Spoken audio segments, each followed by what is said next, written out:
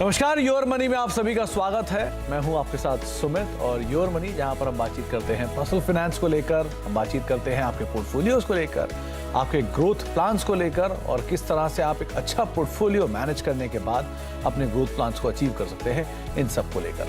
तो अगर आपका भी कोई सवाल है तो आप हमारे साथ जुड़ सकते हैं योर मनी में अलग अलग माध्यम के जरिए। हमारे साथ आप व्हाट्सएप के जरिए जुड़ सकते हैं, नंबर आपकी स्क्रीन पर है 7045220000। आप हमारे साथ जुड़ सकते हैं ईमेल के जरिए yourmoney@nw18.com, ये हमारा मेल आईडी है। इसके अलावा आप आस्क आवाज योर मनी इस हैशटैग के जरिए सोशल मीडिया के जरिए भी हमारे साथ जुड़ सकते हैं। अलग अलग जानकार हमारे साथ जुड़ते हैं और आज भी हमारे साथ बातचीत करने के लिए ऋषभ इन्वेस्टमेंट सर्विसेज के फाउंडर ऋषभ देसाई मौजूद हैं, जिनसे हम चर्चा करेंगे आपके पोर्टफोलियो को लेकर। कुछ सवालों पर जवाब लेंगे हम उनसे और साथ ही साथ कुछ इंटरेस्टिंग टॉपिक भी होंगे जिनसे भी हम देसाई साहब की एक राय जरूर लेंगे। देसाई सर नमस्कार, स्वागत है कार्यक्रम में। आज सबसे पहले जो एक इंटरेस्टिंग टॉपिक हमने उठाया है वो है स्विचिंग और रिडम्पशन म्यूचुअल फंड्स को लेकर। आमतौर पे निवेश तो कोई भी कर लेता है, अलग अलग जानकारों से पूछ के, अलग अलग वेबसाइट्स के जरिए, अलग अलग दोस्त यारों के जरिए, एडवाइजर्स के जरिए, लेकिन कब उनमें से निकलना है, कब उसमें से स्विच करना है, ये एक सबसे क्रूशल हिस्सा होता है। कब बाहर आया जाए उस फंड से, एग्जिट करना सही है कि नहीं है, कब इक्विटी से डेट में जाने का समय आ गया है, कब उनको अमंग म्यूचुअल फंड्स स्कीम में रिडीम करना चाहिए या स्विच करना चाहिए, वहाँ ज़रूरत आती है आपके जैसे एक्सपर्ट की। तो देसाई साहब, आप क्या सजेस्ट करते हैं, कितनी इंपॉर्टेंस है इस टॉपिक की, कब इसका एग्जिट होना चाहिए, कौन इसका चुनाव करे, कैसे इसको अपने रेगुलर फीचर्स में ऐड करे, कैसे, क्या की हाइलाइट्स हैं इस पूरे ही एस्पेक्ट के? सुमित जी, पहले तो बहुत शुक्रिया मुझे शो पर बुलाने के लिए। और ये आपने बहुत सही प्रश्न पूछा है कि काफी लोग समझ नहीं पाते हैं कि कब स्विच करना चाहिए, कब रिडीम करना चाहिए और कब इक्विटी से डेट में करना चाहिए। ये मैं 3 एस्पेक्ट्स में ब्रेक आपका क्वेश्चन करूंगा। मैं पहले मैं रीबैलेंसिंग के बारे में थोड़ा जानकारी दूंगा व्यूअर्स को, बाद में रिव्यू के बारे में दूंगा और बाद में रीस्ट्रक्चरिंग के बारे में दूंगा। पहले हम रीबैलेंसिंग जो बोलते हैं कि कब हम इक्विटी से निकलना चाहिए, इक्विटी टू डेट में कब करना चाहिए, ये रीबैलेंसिंग 3 एस्पेक्ट पे निर्भरित होता है। पहले आपका गोल, दूसरा आपका रिस्क और तीसरा आपका टाइम होराइजन। और ये तीनों में मैं एग्जांपल दे देता हूं। मैं मान लीजिए कि आपका इन्वेस्टमेंट टाइम होराइजन लंबा है, बराबर, और इक्विटी में लंबा भी होना चाहिए, और आपका एक सर्टेन गोल है कि आपको एक एक्स अमाउंट ऑफ मनी 10 साल के, 15 साल के, 20 साल के बाद आपको अक्यूमुलेट करना है। अभी ये पर्टिकुलर सिनेरियो में आप बीच बीच में इक्विटी टू डेट करेंगे तो आपका रिटर्न्स उस तरीके से आपका जनरेट नहीं हो पाएगा। आप वो इंटरफेयर कर रहे वो कंपाउंडिंग प्रोसेस में। अभी इसमें रीबैलेंसिंग कब करना चाहिए कि मान लो कि 15 साल का टाइम होराइजन है, 15 साल के नजदीक आते आते 13 साल के 14 साल पे आप रीबैलेंसिंग कीजिए फ्रॉम इक्विटी टू डेट, क्योंकि इक्विटी इतना वॉलेटाइल एसेट क्लास है। तो जब मार्केट अच्छा होता है, इसलिए मैं हमेशा मेरे क्लाइंट्स को बोलता हूं कि जब आप सिर्फ इन्वेस्टमेंट करते हो, आप 1-2 साल का आगे और पीछे एक बफर पीरियड रखिए। तो जब आप 15 साल के नजदीक आएंगे, आपका गोल नजदीक आ रहा है, टाइम होराइजन नजदीक आ रहा है, तब आप इक्विटी से डेट में स्लोली शिफ्ट करिए, नंबर 1। नंबर 2, मान लीजिए कि आप एक रिस्क कॉशियस इन्वेस्टर है कि मुझे एक 50% इक्विटी और 50% डेट में उतना ही मेंटेन करना है, एक सर्टेन परसेंटेज एलोकेशन, राइट।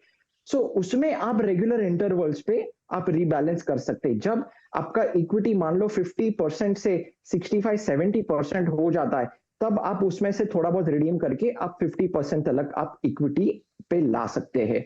और तीसरा, क्योंकि ये इक्विटी एक बहुत ही वॉलेटाइल एसेट क्लास है, एक मिनिमम 5 साल का holding period at all given point of time होना ही चाहिए।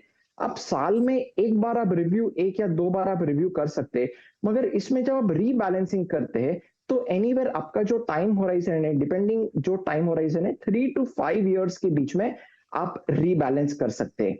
ये हो गया पूरा रीबैलेंस का कैसा होना चाहिए। दूसरा, जब हम साल में 1 या 2 बार हम डॉक्टर्स के साथ हेल्थ चेकअप करते हैं, वैसे ही एक वैल्यूएशन पर्सपेक्टिव पे 1 या 2 बार आप अपने एडवाइजर के साथ बैठ के आप अपना वैल्यूएशन डिस्कस कर सकते हैं, रिव्यू कर सकते हैं कि फंडामेंटल म्यूचुअल फंड्स में सही चल रहे कि नहीं चल रहे। मेरा गोल जो गोल मैंने डिसाइड किया है वो गोल के आसपास मेरा अमाउंट जा रहा है कि नहीं जा रहा है, वो उस हिसाब से 1 या 2 बार आप रिव्यू कर सकते हैं। अभी रीस्ट्रक्चरिंग के बारे में मैं थोड़ा बहुत बता देता हूं। मैं आप 5 साल तो होल्ड रखिए 5 साल के पहले आप फेरफार ना करें तो बेटर रहेगा। ग्रोथ स्ट्रेटेजी जो रहते हैं उसमें वंस इन 5 इयर्स आप मान लो कि फंड अंडर परफॉर्म कर रहा है, अच्छा नहीं कर रहा है, तो उसमें से आप शिफ्ट कर सकते हैं। और जो सिक्लिकल होते हैं, जो वैल्यू ओरिएंटेड रहता है, सेक्टोरियल रहता है, थीमेटिक होता है, एनीवेयर बिटवीन 7 to 10 इयर्स में आप अगर अंडर परफॉर्म कर रहा है, अच्छा नहीं कर रहा है, तो आप उसमें निकल के रिस्ट्रक्चर आपके इक्विटी पोर्टफोलियो में कर सकते हैं। ओके ऋषभ जी, एक चीज और मैं आपसे जानना चाहूंगा, लेकिन संक्षेप में उसका जवाब दीजिएगा। हर चीज की कॉस्ट होती है और एग्जिट की भी कॉस्ट होती है, रीबैलेंसिंग की भी कॉस्ट होती है। तो जो निवेशक नए हैं, नया निवेश कर रहे हैं, उनको इस चीज़ का ध्यान रखना चाहिए। तो क्या चीज़ें इससे इन्वॉल्व हैं, अटैच्ड हैं, टैक्सेशन कैसा होगा, कॉस्ट क्या इसमें इन्वॉल्व होती है?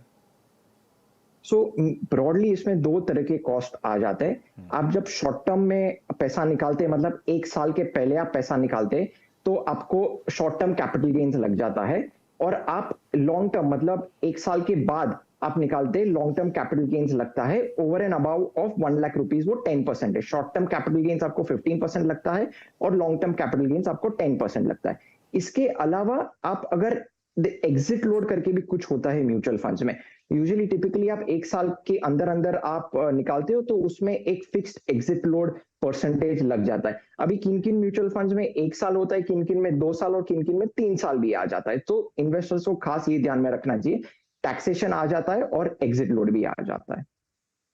तो ये फाइनेंशियल एस्पेक्ट तमाम आपके सामने रखे गए हैं रीबैलेंसिंग को लेकर। अगर आप स्विच करना चाहते हैं तो किस तरह से करें, एग्जिट कैसे करना चाहते हैं तो कैसे अपने पोर्टफोलियो को आप रिव्यू कर सकते हैं, रीबैलेंस कर सकते हैं। आपने अभी भी ऋषभ जी को सुना। अब हम शुरुआत करेंगे सवाल जवाब के सिलसिले की और बातचीत करेंगे कुछ दर्शकों के सवालों को लेकर भी। सबसे पहले जो सवाल की हर रोज़ जो हमारे पास सवाल आते हैं वो विनय, मतलब अलग अलग दर्शकों से आते हैं और हमारे साथ बातचीत करने के लिए विनय जी मौजूद भी हैं, जिनसे हम चर्चा कर लेते हैं उनके सवाल को लेकर। तो विनय जी नमस्कार, क्या सवाल है आपका, पूछिए।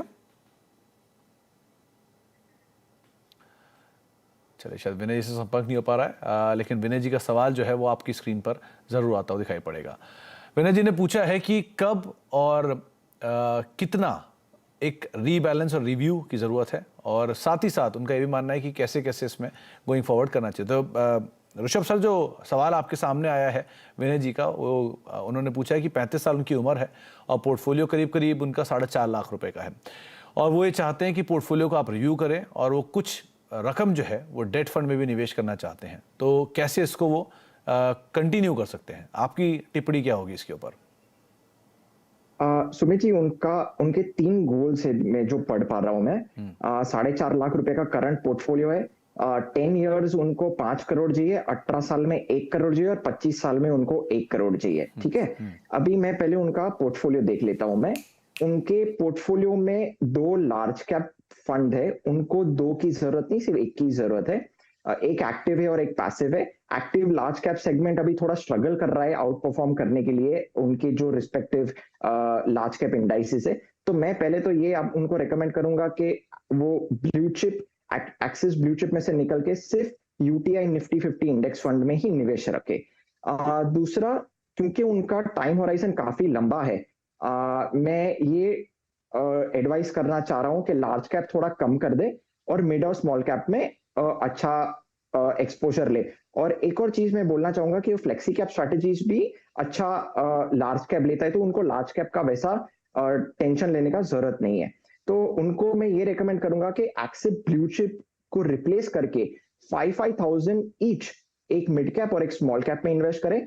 मिड कैप में PGIM mid cap opportunity fund में देख सकते हैं और स्मॉल कैप में कोटक स्मॉल कैप फंड देख सकते हैं निवेश करने के लिए। अभी मान लो 12% सीएजीआर रिटर्न्स में इक्विटी में पकड़ लेता हूं, उनका portfolio value plus SIP returns at the end of 10 years 1 crore 30 lakh हो जाता है। तो वो उनका जो 5 करोड़ का गोल है वो फुलफिल नहीं हो पा रहा है। अगर वो लंबे समय तक होल्ड करते हैं तो 18 साल और 25 साल में उनका 4 करोड़ 17 लाख हो जाता है और 10 करोड़ 25 लाख हो जाता है। तो उनके सेकंड और थर्ड गोल इजीली फुलफिल हो रहे, फर्स्ट गोल इजीली फुलफिल नहीं हो पा रहा है। मैं फर्स्ट गोल में रेकमेंड करूंगा कि वो 18 साल के बाद वो फर्स्ट कॉल का टाइम होराइजन रखे।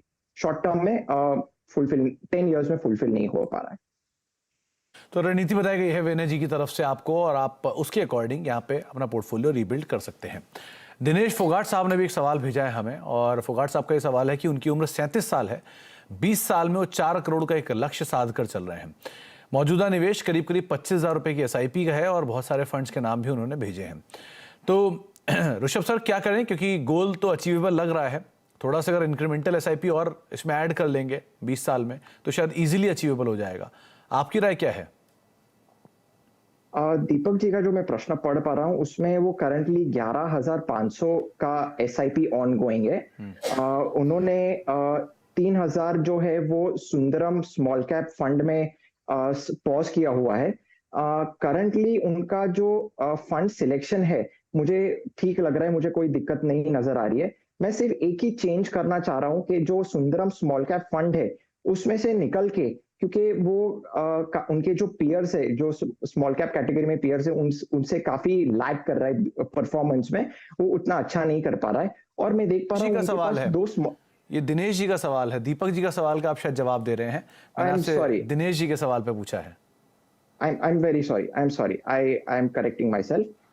तो जो मैं दिनेश जी का मैं जो पोर्टफोलियो में देख रहा हूं मैं, उनका पोर्टफोलियो जो है वो ज्यादा मिड और स्मॉल कैप में काफी स्क्यूड है, और काफी बैलेंस भी नहीं है वो लार्ज कैप, मिड कैप और स्मॉल कैप में। तो पहले मैं ये रेकमेंड करूंगा कि जो उनका जो लार्ज कैप, तो एक लार्ज कैप जो ABSL फ्रंटलाइन इक्विटी है वो बंद करे, और क्वांट स्मॉल कैप में वो बंद करे, क्योंकि वो उनका लार्ज कैप काफी अच्छा नहीं कर रहा है अनफॉर्चुनेटली। और उनका जो स्मॉल कैप सेगमेंट है उसमें 40% एलोकेशन प्योर स्मॉल कैप में जा रहा है, वो क्योंकि बहुत हाई रिस्क ले रहे हैं। स्मॉल कैप सेगमेंट काफी वॉलेटाइल होता है, काफी सिक्लिकल होता है, और डाउनसाइड रिस्क भी उसमें काफी होता है। तो ये मैं रेकमेंड करूंगा कि HDFC सेंसेक्स फंड में 5,000 की SIP करे, वो नया फंड में इंट्रोड्यूस करना चाह रहा हूं मैं।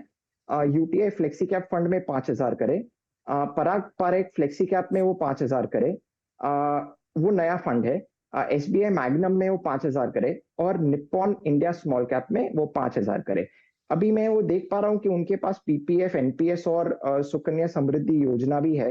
वो काफी उनको वो पोर्टफोलियो में अच्छा सा कुशन देगा अगेंस्ट जो इक्विटी, जो वॉलेटाइल एसेट क्लास है, और उनको इसमें टैक्सेशन बेनिफिट भी मिल जाता है अंडर सेक्शन 80C और 80CCD। अभी मैं उनका जो 12% में अज्यूम कर रहा हूं मैं, 25,000 वो इन्वेस्ट करते पर मंथ, 20 इयर्स में उनको 2,50,00,000 ही मिलेंगे। उनका गोल अमाउंट फुलफिल नहीं हो पा रहा है। उनको 40,000 रुपीज पर मंथ इंक्रीज करना पड़ेगा SIP to reach 4 crore of rupees. तो आपकी जो SIP है उसका थोड़ा साइज बढ़ाएं, करीब करीब 40,000 रुपए के आसपास लेकर जाएं पहली चीज़, तभी आप वो जो टारगेट आपने 4 करोड़ का साधा है वो अचीव हो पाएगा।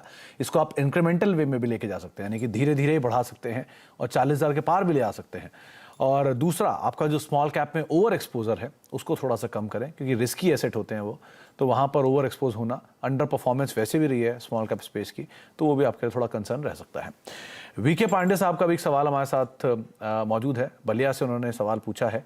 41 साल उनकी उम्र है और करीब करीब 30,000 रुपये किस फंड में निवेश करना चाहते हैं, मतलब उनको लगता है कि वो 30,000 रुपये निवेश कर सकते हैं, तो किस फंड में उनका निवेश होना चाहिए। 15 लाख रुपए का एक मुश्त निवेश वो ऑलरेडी कर चुके हैं, और 20 साल में 15 करोड़ रुपए का लक्ष्य साध रहे हैं। तो जो लक्ष्य इन्होंने बताया है करीब करीब 15 करोड़ रुपए का, मौजूदा 12% 13% के रिटर्न के हिसाब से तो अनअचीवेबल दिखाई पड़ रहा है ऋषभ सर, करीब 20 सालों में। लेकिन क्योंकि आपने अभी कहा कि 4 करोड़ के लक्ष्य के लिए 40,000 रुपये की SIP चाहिए, तो अगर उसी आंकड़े को मान के चलूँ तो आपकी जो SIP होगी वो करीब करीब 1,20,000 से 1,30,000 रुपये बैठेगी, तब जाके वो शायद अचीव हो पाएगी। आप भी इससे एग्री करते हैं या फिर कुछ चेंजेस की ज़रूरत है? आपसे बिल्कुल सहमत हूं मैं। जो पहले तो उनका जो मैं पोर्टफोलियो पढ़ पा रहा हूं मैं, उन्होंने जो 15 लाख जो म्यूचुअल फंड्स में जो निवेश किया है, उन्होंने बताया नहीं है कि वो इक्विटी में है, डेट में, वो पोर्टफोलियो भी दिया हुआ नहीं है। तो इसमें क्या होता है कि मैं एडिशनल इंफॉर्मेशन दूं उससे पहले कि ये ओवरलैप नहीं होना चाहिए, ओवर डाइवर्सिफाई नहीं होना चाहिए, और मैं उनके रिस्क के साथ में छेड़छाड़ करना नहीं चाह रहा हूं मैं। अभी ऑल्सो मैं ये बोलना चाह रहा हूं कि अगर उन्होंने जो ये 15 लाख है वो डेट में है कि गोल्ड में है, और इक्विटी म्यूचुअल फंड्स नहीं है, तो ये मेरे जो रिकमेंडेशन है मैं बताना चाह रहा हूँ, वो जो 30,000 जो एसआईपी करना चाह रहे, उसमें से 15% वो एचडीएफसी सेंसेक्स फंड में कर सकते हैं, कैनरा रिबेको फ्लेक्सी कैप में 15% कर सकते हैं, वो पराग पारेख फ्लेक्सी कैप में 15% कर सकते हैं, एसबीआई फोकस फंड में 15% कर सकते हैं, कोटक इमर्जिंग इक्विटी फंड में 20% करे और डीएसपी स्मॉल कैप फंड में 20% करे। मैं उनका मिड और स्मॉल कैप में थोड़ा ज्यादा एक्सपोजर देना चाह रहा हूँ क्योंकि उनका 20 इयर्स का लॉन्ग टर्म टाइम होराइजन है। लार्ज कैप में हमने देखा है लॉन्ग टर्म में उतना वेल्थ क्रिएट नहीं होता है जितना मिड और स्मॉल कैप में वेल्थ जनरेट हो रहा है। जैसे आपने पहले बोला कि उनको जो अगर मैं 12% सीएजीआर में रिटर्न्स पकड़ लेता हूं, मैं वो 30,000 पे वो सिर्फ 3 करोड़ ही वेल्थ बना पा रहे हैं। वो अगर उनको 15 करोड़ चाहिए तो वो 1,50,000 एसआईपी कर सकते हैं, या फिर उनको उतना बढ़ाना नहीं है तो 30,000 पे वो एनुअल टॉपअप भी कर सकते, ओनली 20%। सो दो ऑप्शंस में दे रहा हूं, आइदर 1,50,000 पे एसआईपी करें या फिर 30,000 पे हर साल 20% का टॉपअप करें। तो थोड़े से फेर बदल की ज़रूरत है और थोड़ा सा आपको अपने एसआईपी के साइज़ को बढ़ाने की ज़रूरत है, तो आपका गोल एक बार को इजीली अचीवेबल दिखाई पड़ रहा है। लेकिन अभी के लिए आपने जो एसआईपी रखी हुई है उसमें कुछ बदलाव अगर आप करना चाहते हो तो फंड्स भी आपको बताए गए, और अगर आप एसआईपी का साइज़ बढ़ाने में इंटरेस्टेड हैं तो आपको 2 विकल्प भी ऋषभ जी ने बता दिया, आप उसको भी फॉलो कर सकते हैं। ब्रेक का वक्त है, ब्रेक के बाद लौटते हैं, आगे भी हम ऋषभ जी से बातचीत जारी रखेंगे, कुछ और दर्शकों के सवालों को भी हम शामिल करते हैं छोटे से ब्रेक के उस पार।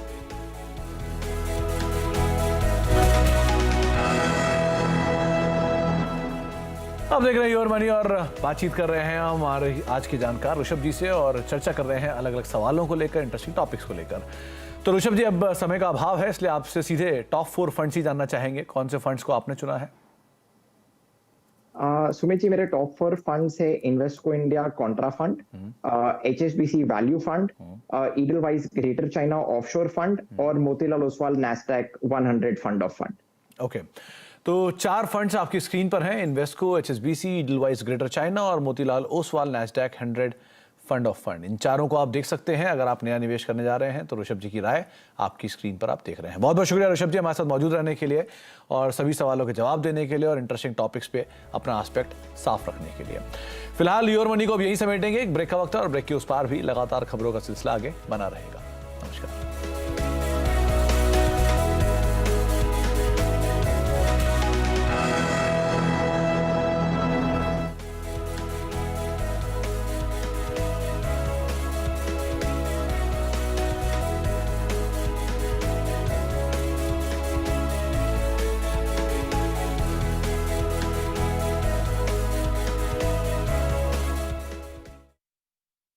अपने बिग बॉस जब एमडी थे